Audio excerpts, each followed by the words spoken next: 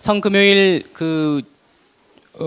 주님 순환 예식 들어가기 전에 성금요일에 아침 성무일도 신부님과 신자들이 함께하도록 교구장님께서 적극 권장하고 계십니다. 그래서 이날 성무일도 아침 기도 잘 준비해서 교우들과 함께 이렇게 거행하도록 하면 좋겠습니다.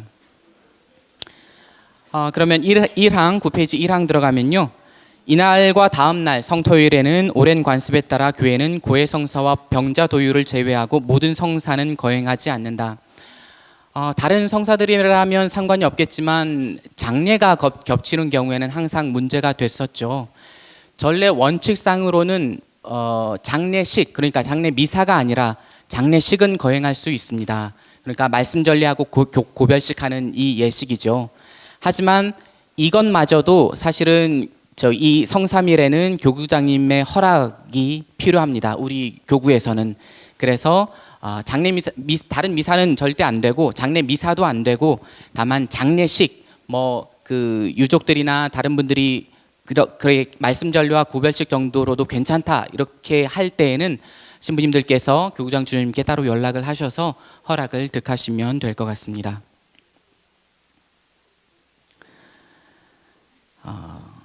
이항 이날 신자들은 주님 순환 예식 중에 한 번 영성체를 하고요. 3번 이제 순환 예식 준비입니다. 제대는 십자가도 촛대도 제대포도 없이 완전히 벗겨둡니다. 그리고 사목적으로 좀 더 늦게 할 수도 있지만 오후 3시경에 주님 순환 예식을 거행하는데요. 보통 우리 교구에서는 오후 3시에 십자가의 길을 거행을 하죠. 그리고 저녁 한 8시 정도, 7시 반, 8시 정도 무렵에 주님 순환 예식을 거행을 합니다. 이 예식의 세 부분, 말씀 전례, 십자가 경배, 영성체로 이루어져 있고요. 이 3부 구조로 되어 있는 그 전례 구조를 함부로 변경해서는 안 될 것 같습니다. 우리나라에서는 조금 덜한 것 같은데요. 우리는 정말 민족성이 규정을 철저히 잘 지키는 민족성인 것 같습니다. 하지만 다른 나라들에서는요, 이 구조를 마음대로 변경하는 시도들이 있는 것 같아요. 심지어는 어떤 신부님은 예수님이 부활하셨는데 성금요일 예식이 무슨 소용이 있느냐 하면서 아예 거행하지 않는 신부님들도 있다고 제가 들은 적이 있습니다. 하지만 이날 전례가 기념하는 신비 그리고 거행의 구조 제대로 이해하고 잘 거행하면 좋겠습니다. 그리고 5번 사제는 미사 때처럼 빨간색 제의를 입습니다. 그리고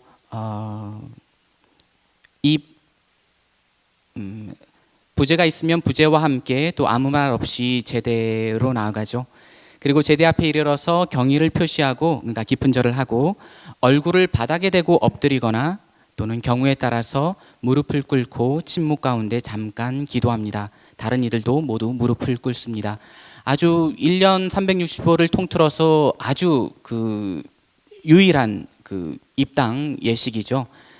이날 사실 주교님도 거행할 때 목자 지팡이도 쓰지를 않고요. 심지어는 반지도 뺍니다. 그러니까 신랑을 빼앗긴 날이기 때문에 반지마저도 빼신 채 거행하도록 주교 예식서에는 나와 있습니다. 그리고 주교관도 소박한 것을 쓴다고도 특별히 규정되어 있을 만큼요. 그리고 6번 그 다음에 사제는 봉사자들과 함께 일어서서 주례석으로 가죠. 이때 교우들도 일어섭니다. 거기서 교우들을 바라보고 서서 팔을 벌리고 미사경본에 제시된 기도 가운데 하나를 바치는데요. 기도합시다는 생략합니다. 왜냐하면 이미 침묵 중에 기도를 하고 있으니까요. 그 다음에 10페이지 평소 때처럼 제1독서, 화답송, 제2독서, 복음 한호송까지 이어지죠. 그 다음에 주님의 순환기, 주님 순환 성지주일 때처럼 그때와 같은 방법으로 봉독을 합니다. 그리고 짧은 강론이 이어지겠고요. 또 이제 보편지향기도, 특별한 보편지향기도죠. 보편지향기도로 말씀의 전례를 마치는데요. 부제가 있으면 부제가 없으면 평신도 봉사자가 독서대에 서서 기도지향을 알립니다. 그 다음에 모두 잠깐 침묵하며 기도하고 이어서 사제는 주례석이나 경우에 따라 제대에 서서 팔을 벌리고 기도를 합니다. 그동안 신자들은 무릎을 꿇거나 서 있을 수 있습니다. 기억이 나시죠? 모두 무릎을 꿇으십시오, 일어서십시오. 계속 반복하게 되는 순간이죠. 그렇게 기도를 하시면 되겠습니다. 그런 다음에 말씀의 전례가 끝나고 나서 이제 2부 십자가 경배로 이어지는데요. 사실 이 십자가 경배는 원래는 그 예수님이 못 박히셨던 십자가 유물, 그 작은 한 조각 파편 같은 게 발견이 되어서 이것을 어떤 경배하는 예식으로 시작이 됐었습니다. 그러다가 전 세계로 퍼져 나갔고, 이 십자가 유물이 아니라 십자가 그 자체를 이제 경배하는 예식으로 발전을 했는데요. 여기서 중요하게 생각해야 될 것은 이 경배라는 말이 지닌 무게입니다. 성탄 때 우리가 구유 경배하죠. 이때 하는 경배는 성모상이나 다른 성상 앞에 드리는 경배와 같습니다. 라틴 말로 하자면 베네라치오죠. 그런데 성금요일 십자가 예식, 경배 예식에서 이 경배는 성체께 드리는 흠순과 같은 단어입니다. 아도라치오라고 별도의 용어를 씁니다. 라틴 말로는. 우리 말로는 같지만 실제 라틴 말이 품은 함의는 완전히 다릅니다. 이때 경배하는 십자가는 그 물질, 나무로 된 그 십자가라기보다는 여기에 보이지는 않지만 여기에 달려 계신 그분의 생생한 고통 그 자체죠. 그러니까 우리가 성체께 조배를 드리듯이, 성체께 어떤 경의를 드리듯이 십자가 앞에 똑같은 경의를 드립니다. 성체 말고 다른 어떤 물질적인 겉모습을 보면 물질적인 것에 보이는 거의 유일한 아도라치오, 경의, 표시라는 것 주의하시면 좋겠습니다. 그런데 그래서인지 모르겠습니다.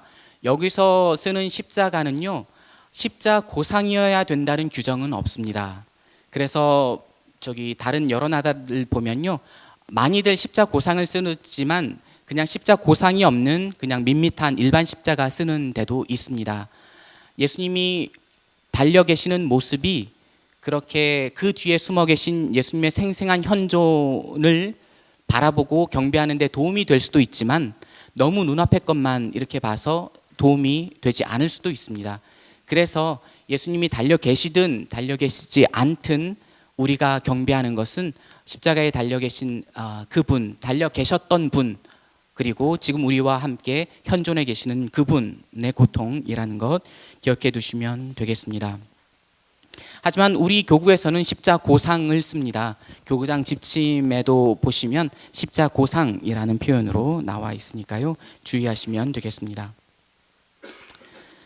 이 보편제한 기도를 마치고 성대하게 십자가 경배를 하는데요, 두 가지 양식이 있습니다.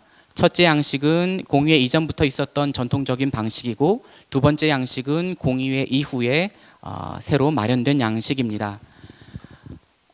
성지주일 때 행렬 방식도 그렇듯이 이 십자가 경배 양식도 우리가 실제로 사용하는 방법은 짬뽕된, 변형된 양식을 사용하는 것 같습니다. 일단 양식들 하나하나 살펴보도록 하겠습니다.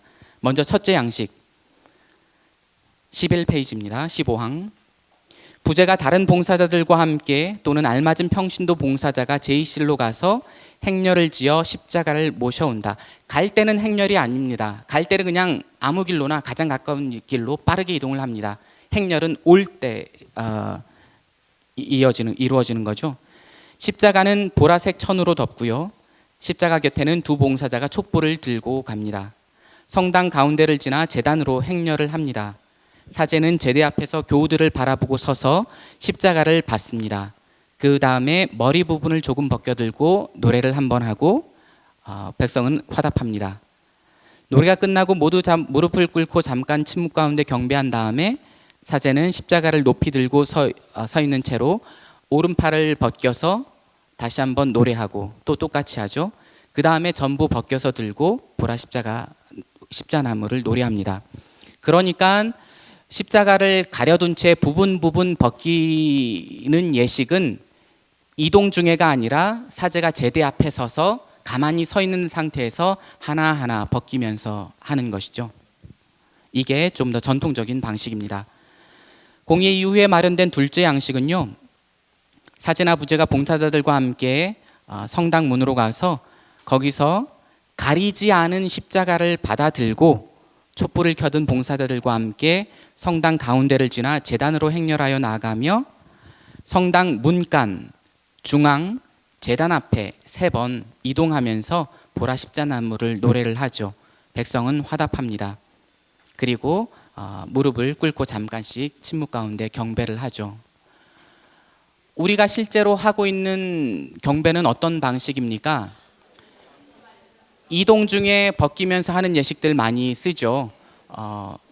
변형된 혹은 두 가지가 섞인 방식이라는 것. 기원은 모르겠습니다.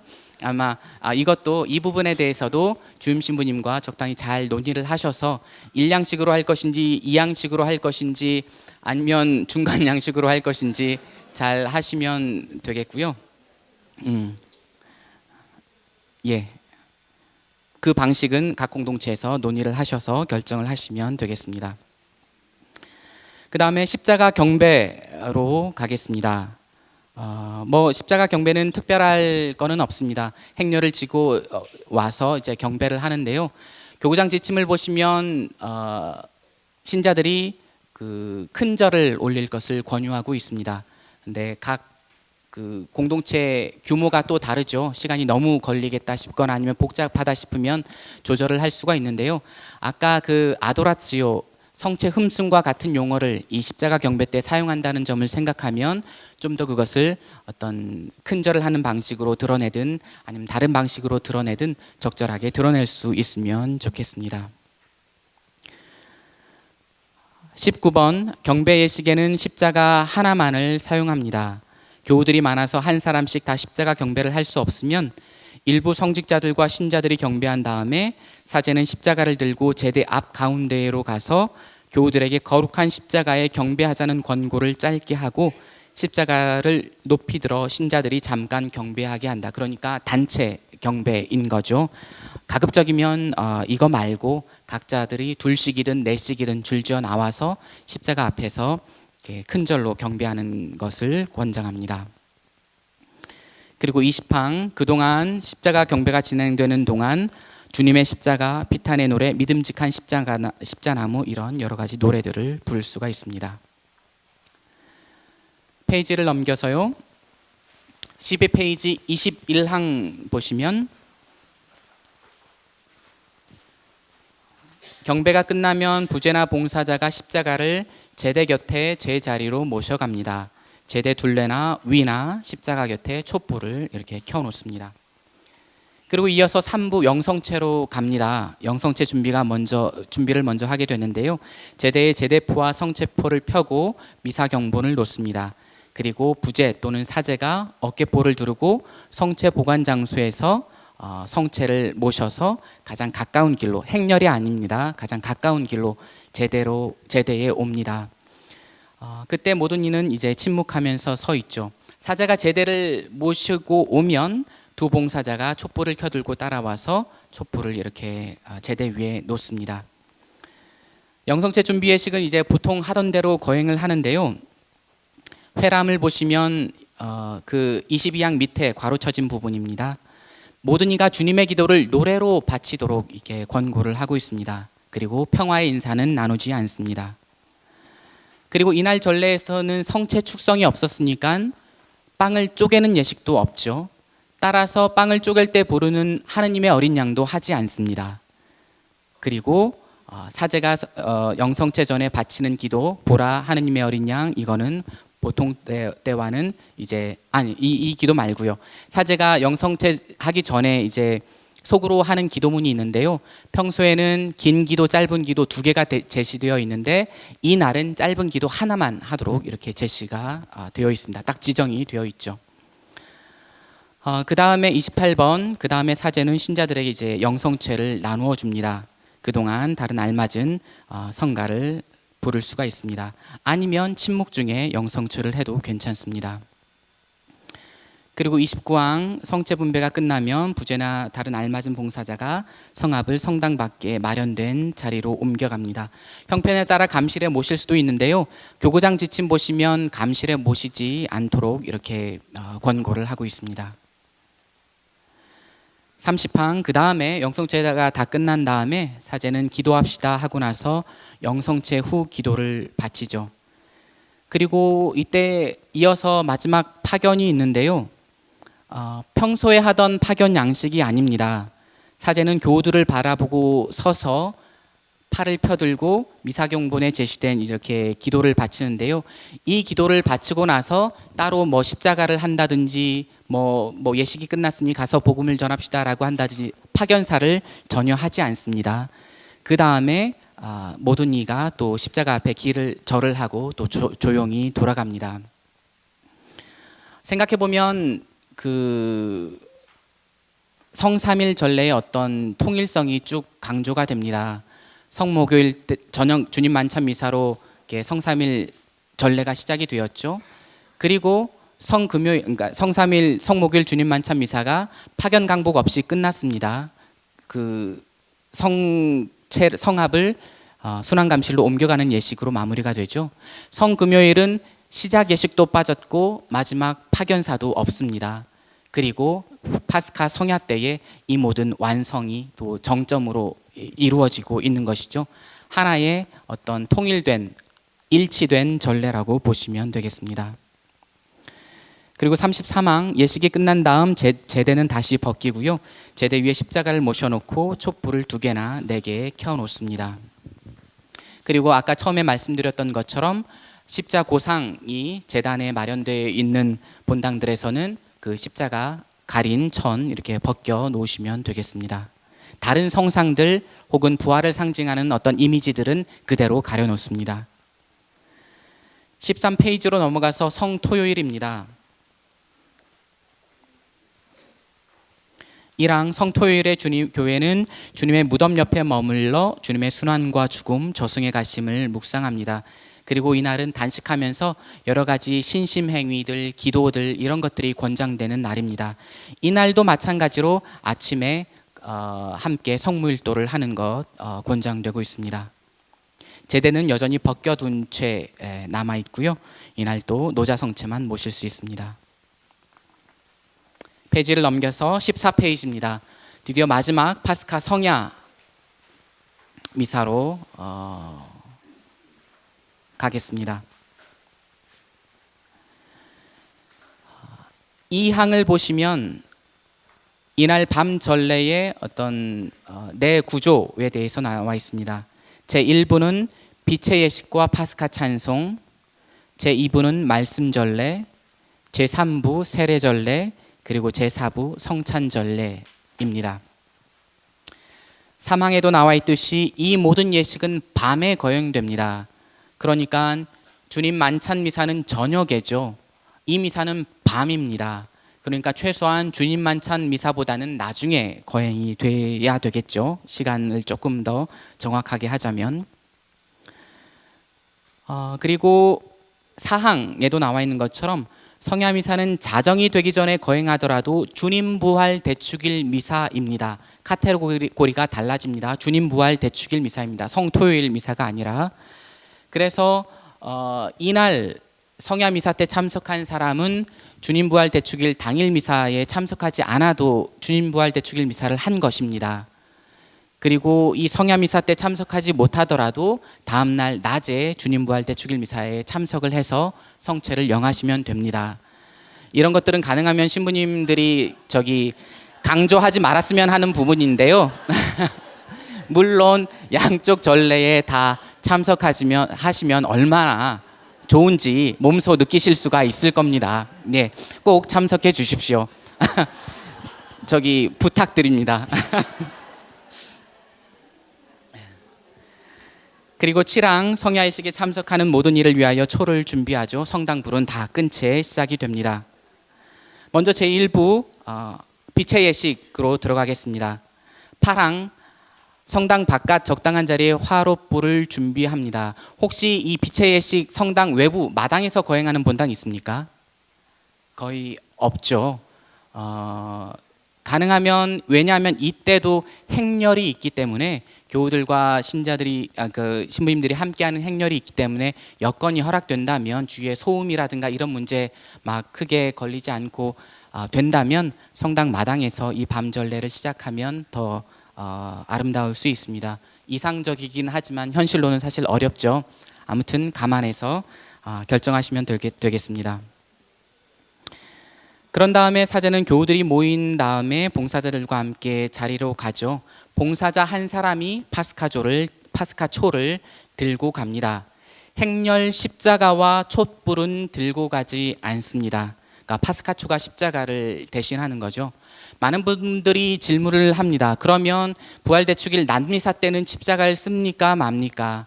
그냥 부활대축일 그 낮미사는요, 그냥 평소 대축일 미사 하시던 것처럼 행렬하시면 됩니다. 십자가, 초 그냥 그렇게 다 사용하시면 됩니다. 다만 파스카초가 제대나 아니면 독서대 옆에 있기 때문에 그날 그 행렬용 십자고상은 행렬 때만 쓰고 잠시 저쪽으로 제대 옆에 두지 말고 빼놓으면 더 복잡해지지가 않겠죠, 제대가. 그리고 제단 뒤에 이제 십자가가 있기 때문에 행렬용 십자가는 치워도 괜찮겠습니다. 그리고 이 파스카 성야 미사 때로 다시 돌아오면 행렬 십자가와 촛불은 들고 가지 않습니다. 성당 바깥에 불을 준비할 수 없을 때에는 성당문 안쪽에서도 할 수가 있습니다.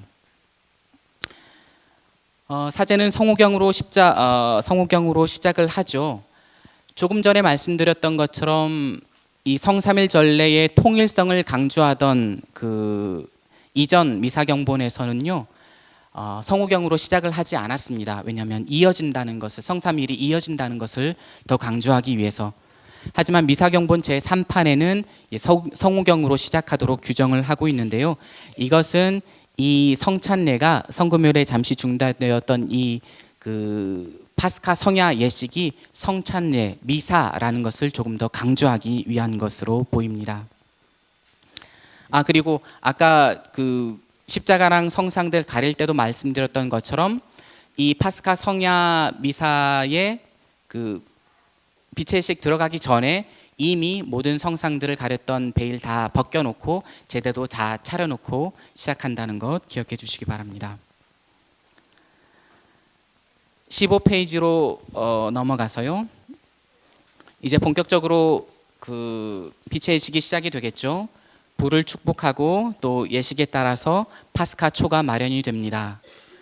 각주 64번 보시면요. 15페이지는 각주 64번 보시면 참된 표지에 대한 존중으로 부활초는 모조가 아니라 혹은 인공적인 것이 아니라 매년 충분한 크기의 밀랍으로 만든 단 하나의 초로 마련해야 하는데 이는 그리스도께서 세상에 참된 빛이라는 사실을 상기시키기 위함이다. 그래서 가능하면 밀랍으로 사용된 초 그리고 매년 새로 마련하기를 그 보수해서 땜질해서 쓰지 말고 매년 새 것으로 마련하도록 이제 권고하고 있습니다. 그리고 이렇게 불축복하고 파스카초 이렇게 연필로 그리고 향덩이 꽂고 하는 모든 예식이 끝난 다음에 14항 사제는 새 불에서 파스카초에 불을 댕기면서 기도를 하죠. 그런 다음에 이제 행렬이 시작됩니다. 그 예식서에서 그리고 있는 그림은 사제들과 모든 신자들이 성당으로 함께 들어가는 들어가는 그림이죠. 15항 파스카초에 불을 댕긴 다음 이제 봉사자 한 사람이 그 파스카 화로에 있는 어떤 숯 또는 불인 거를 들어서 향로에 집어넣습니다. 그리고 향을 이렇게 준비한 다음에 파스카 행렬을 시작하죠. 향이 맨 앞에 오고 그 다음에 파스카 초를 들고 가는 부제나 봉사자가 앞에 서서 갑니다. 그리고 사제와 봉사자들과 교우들이 그 뒤를 따르죠. 모두 불을 붙이지 않은 초를 손에 들고 갑니다. 성당문에서 부제는 멈춰서서 파스카초를 높이 들고 노래를 하죠.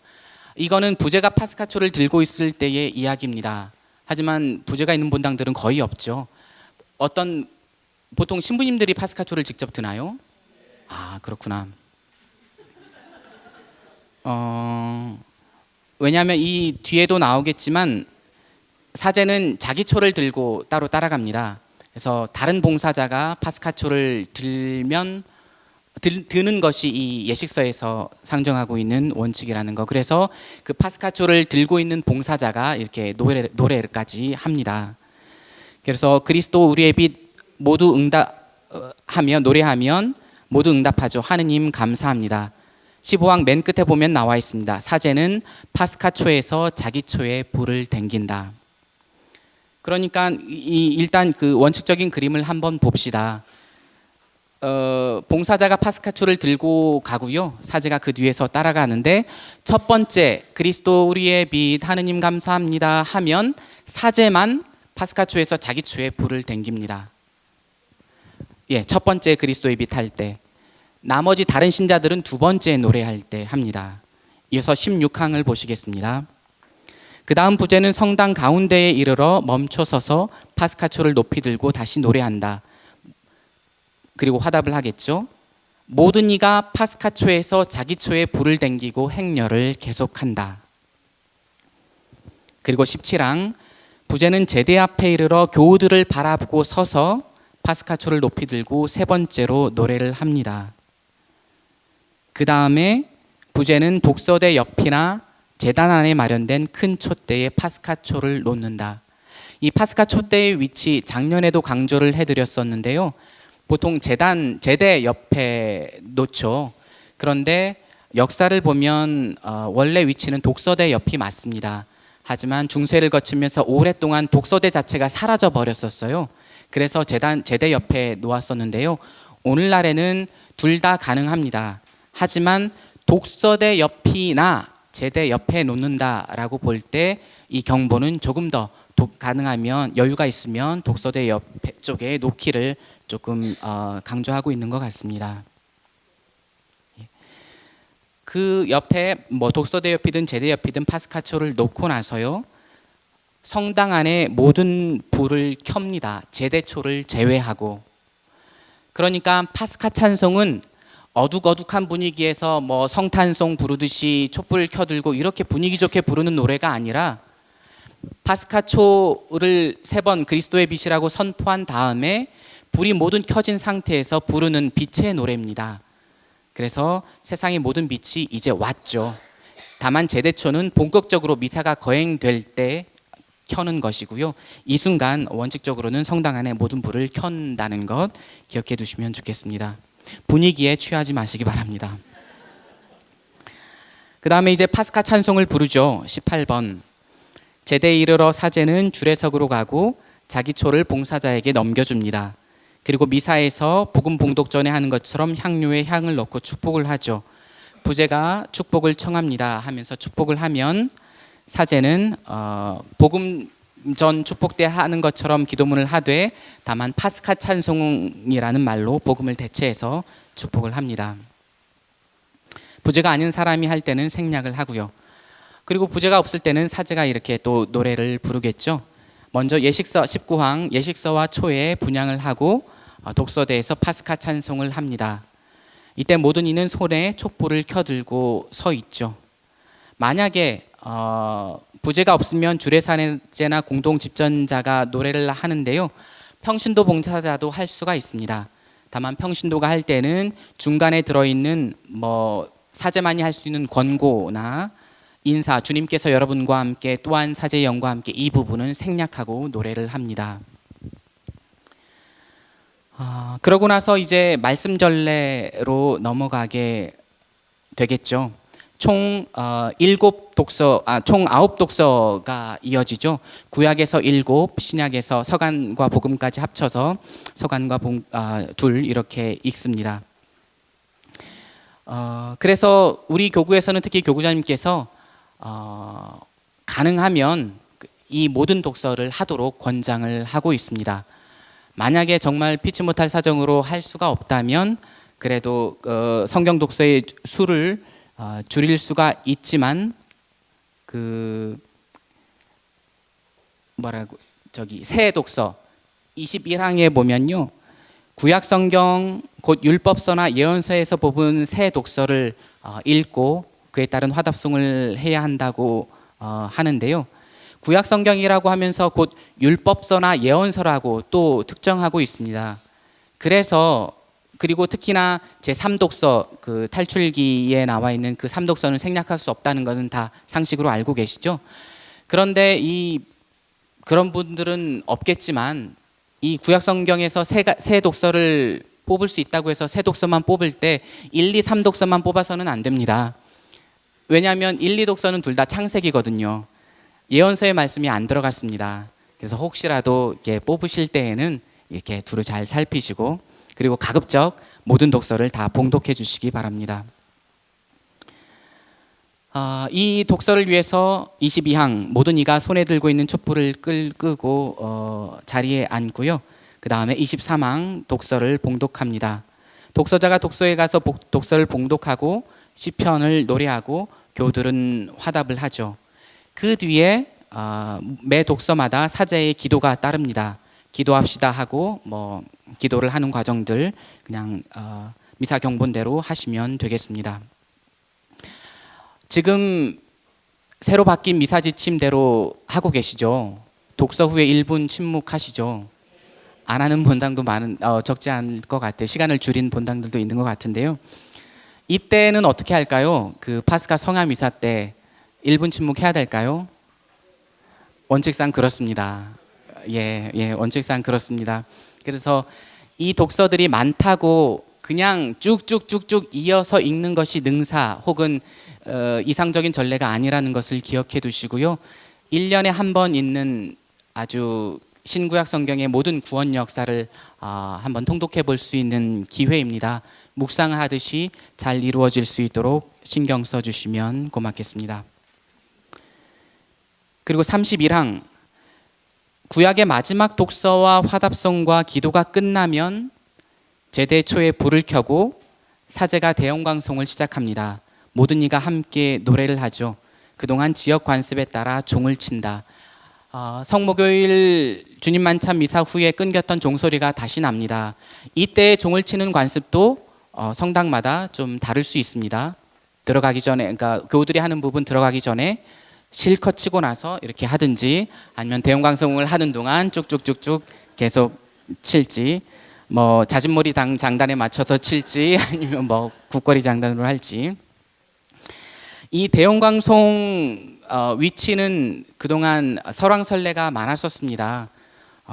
대형광송이 이날 부르는 대형광송은 특별히 파스카 성야, 파스카 찬송의 성격이 짙기 때문에 사제의 파스카 찬송이 끝난 다음에 백성이 화답하듯이 노래를 부르는 게 자연스럽다, 이런 의견들도 많았었어요. 아니면 세례전례 들어가면서 불러도 괜찮겠다. 아무튼 여러 가지 이야기들이 많았는데요. 최종으로 확정된 위치는 여기 각주 71번에 조금 자세하게 써놓기는 했는데요. 최종으로 확정된 위치는 바로 구약 독서가 모두 끝난 다음입니다. 왜냐하면 대형광송, 하늘 높은 곳에는 하나님께 영광, 땅에서는 주님께서 사랑하시는 사람들에게 평화, 이게 어디에 나온 구절입니까? 루카복음에서 보면 예수님의 성탄 때 이렇게 천사들과 목동들이 이렇게 노래 부르던 그 구절이잖아요.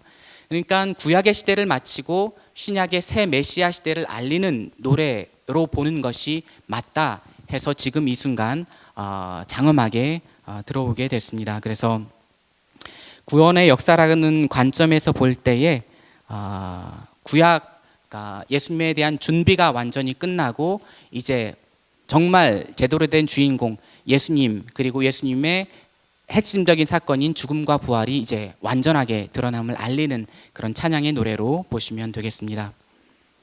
17페이지로 넘어가서 대형광송이 끝나면 사제는 보통 때처럼 본기도를 바치고요. 그 다음에 독서자가 바오로 사도의 서간을 봉독합니다. 그리고 34항 서간을 봉독하고 나면 모두 일어서고, 사제는 여기 특별하게 규정되어 있습니다. 목소리를 차츰 높여가며 알렐루야를 성대하게 3번 선창하고 그때마다 모든 이가 되풀이한다. 그 보라 십자나무 할 때도 이런 규정은 없었고, 그리스도의 빛 노래할 때도 이런 규정 없었습니다. 관습으로는 남아있지만 규정 자체는 사라졌습니다. 그렇지만 이 알렐루야 노래에서만은 이제 그 규정이 남아 있어서 신부님들 여기 신경 써서 노래해 주시면 좋겠습니다. 그리고 복음 전에 분향하고 이게 하는 것들 그대로 하면 되겠고요. 복음 봉독 후에 강론을 합니다. 보통 우리 교구에서는 이날 주교님의 부활 사목 서한 읽죠. 아마도 그거는 하시면 되겠습니다. 이어서 세례전례로 들어갑니다. 그 예식서상으로 보자면요, 어른들, 세례받은 어른들이 없을 때에는 유아 세례도 이때 가능합니다. 그만큼 파스카 성야 미사가 세례를 위한 제 1번의 자리, 제일 으뜸의 자리라는 것 기억해 주시면 좋겠습니다. 이제 37항 이제 세례 준비에 들어가는데요. 준비가 다 끝나면 이제 세례 전례는 막 자세하게 설명하지는 않겠습니다. 각 본당에서 그냥 하시던 대로 하시면 되겠고요. 어디를 보냐면 42항 세례받을 사람도 없고 세례수도 축복하지 않을 때에는 성인 호칭 기도를 생략하고 곧바로 물을, 세례샘도 축복하지 않을 경우에 곧바로 물 축복으로 넘어갑니다. 이날 76항 각주 76번 한번 보시면요, 세례받을 사람들이 없는 경우에도 본당에서는 적어도 세례수를 축복합니다. 하지만 세례받을 사람도 없고 세례수도 축복하지 않을 때에는 그냥 성수를 축복하고 교우들에게 성수를 뿌리면서 세례를 기념합니다. 그러한 상황에서는 주례사제의 권고의 말과 함께 세례서약 갱신이 이어지죠. 신자들은 촛불을 켜 손에 들고 서서 무릎에 응답하고 그 다음 성수를 뿌립니다. 이런 방식으로 상징적 동작과 말씀은 신자들에게 그들이 받은 세례를 기억시킵니다. 주례사제는 성당의 통로를 지나면서 신자들에게 성수를 뿌리고 모든 이는 노래의 성전 오른편이나 세례의 성격을 지닌 다른 노래를 부릅니다. 그러니까 세례받을 사람도 없고 세례수도 축복하지 않을 때에는 그냥 일반적인 성수 예식 거행하면 되겠습니다. 18페이지에 보시면요, 44항 사제가 세례수를 축복을 할 때 뭐 적절하다면 한 번 또는 3번 파스카초를 물에 담갔다가 들어 올리죠. 한 번이든 뭐 3번이든 뭐 괜찮습니다. 그 어디까지나 선택 사항입니다. 그리고 그 파스카초를 물에 담그는 행위 자체도 선택 사항입니다. 담그지 않아도 괜찮습니다.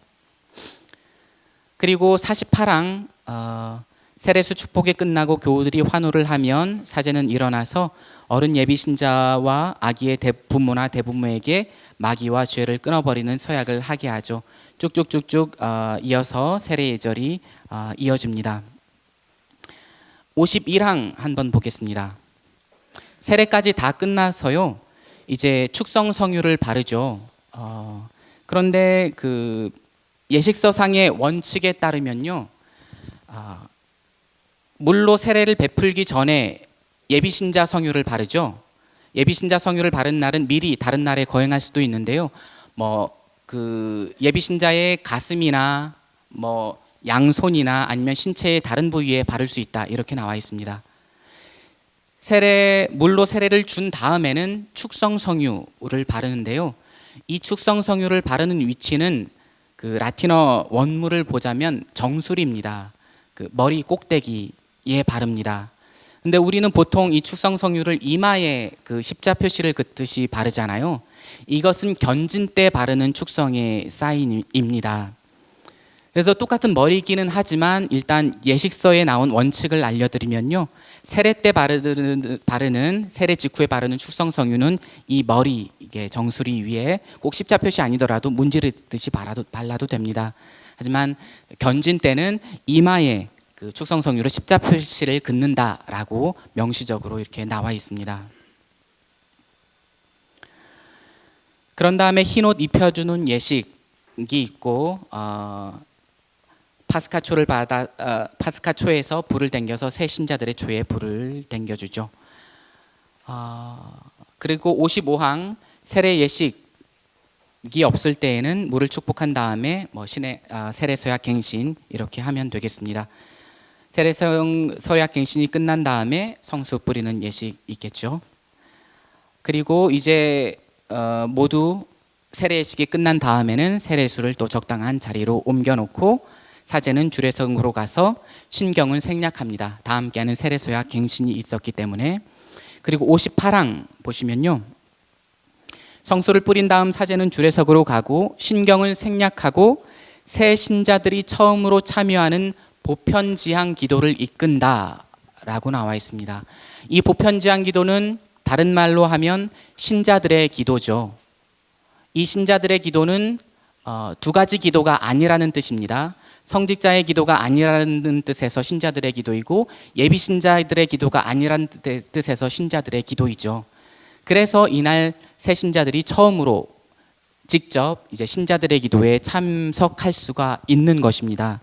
그래서 이날 여러 가지 보편지향 기도 주제들이 있을 수가 있는데요. 그 본래 뜻을 살리자면 새 신자들이 교회를 위한, 새 신자들이 이미 있는 교우들을 위한 기도 내용이 풍성하게 들어가면 좋습니다. 새 신자들을 위해서 드리는 기도보다도 더 강조되는 부분들은 새 신자들이 교회나 다른 교우들 또 새 신자들을 위하여 드리는 기도입니다.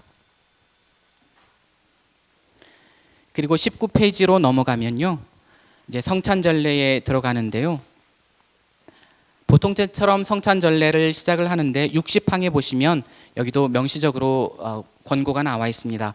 빵과 포도주는 새 신자들이 봉헌하는 것이 좋고 아기일 경우에는 그 부모나 대부모가 한다. 많은 분당에서 실제로 그렇게 하고 있는 것으로 알고 있습니다. 그리고 63항에서 강조할 부분은 감사기도를 바칠 때에 어느 양식으로 바치든지 새 신자들을 위한 기도 문구가 들어가 있습니다. 부록에 그 나중에 미사경본 뒤에 부록처럼 나와 있는데요. 그 부분을 항상 끼워 넣어서 기도문을 바쳐주셔야 된다는 것 기억해 주시면 좋겠습니다. 그리고 부활 8일 축제 내내 그 기도문은 들어갑니다. 그리고 65항 새 신자들은 거룩하신 성체를 양형으로 받아 모시는 것이 좋고 대부대모, 신자인 부모와 배우자, 평신도 교리교사들도 새 신자들과 함께 양형으로 성체를 모시면 좋습니다. 또 실제로는 거의 가능하지 않을 것 같은 상황인데요. 상황이 허락한다면 교구장 주교님의 허락을 얻어서 모든 신자가 양형으로 성체를 모실 수가 있습니다. 그리고 마지막으로 파견 때에 파견사 끝에 미사가 끝났으니 가서 복음을 전합시다 끝에 알렐루야 알렐루야 2번 붙여서 노래하거나 말하는 것, 그리고 부활축제 내내 이렇게 한다는 것 교우들에게 미리 공지를 하시고 또 연습도 시켜주시면 좋겠습니다. 예, 파스카 성야 미사까지는 이렇게 마쳤고요. 그 마지막으로 그 파스카 축제 준비와 거행에 관련된 회람에 나와 있는, 그리고 그 어른 입교 예식서 부분에 나와 있는 몇 가지 권고 사항들을 넣어놨습니다. 마지막으로 20페이지를 보시면요.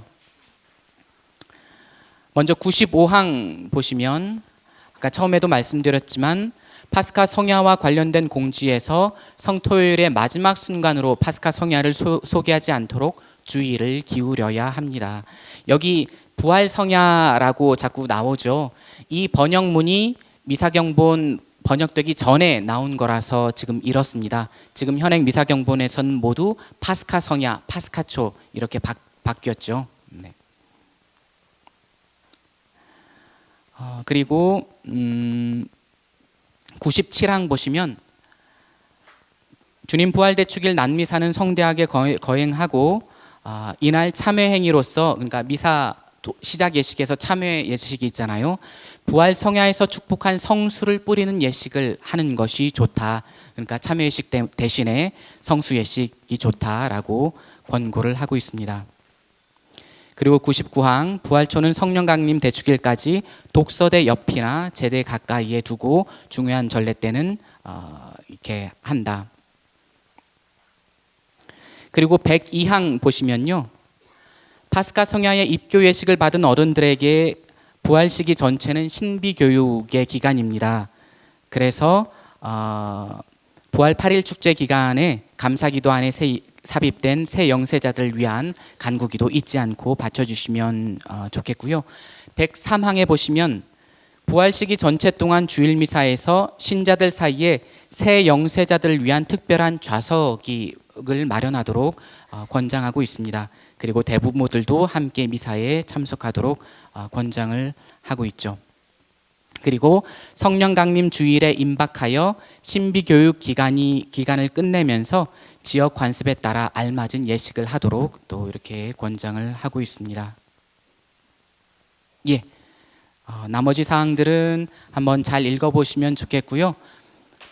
이 강의 동영상과 함께 홈페이지에 아마 이 강의 원고와 그리고 파스카 축제 준비와 거행에 관한 회람, 경신성에서 나온 자료, 그리고 그 성삼일 전례에 대한 제주교구장 지침 한꺼번에 올라갈 거니까요.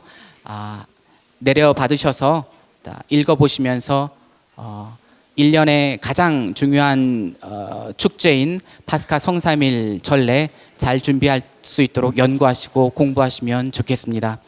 시간이 질문 받을 시간들은 안 되겠네요. 꼭 필요한 질문들은 끝나고 나서 개인적으로 오시면 말씀드리도록 하겠습니다. 긴 시간 동안 수고하셨고요. 영광성으로 마치도록 하겠습니다. 성부와 성자와 성령의 이름으로 아멘. 영광이 성부와 성자와 성령께 성부와 성자와 성령의 이름으로 아멘. 수고하셨습니다.